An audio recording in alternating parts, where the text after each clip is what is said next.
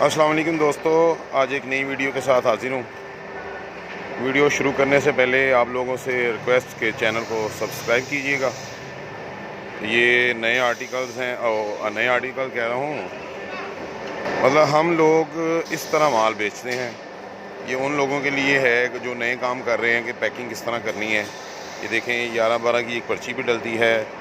अगर 9-12 है तो 9-12 की पर्ची डलती है, 9-10:30 है तो 9-10:30 की पर्ची चलती है।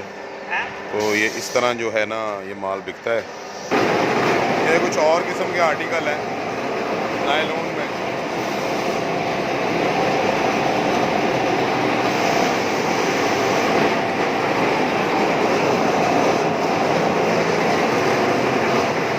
ये सारे जो डाई के सेट पड़े हुए हैं,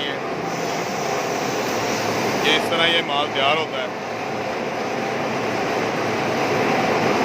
इसको PCU मशीन बोलते हैं।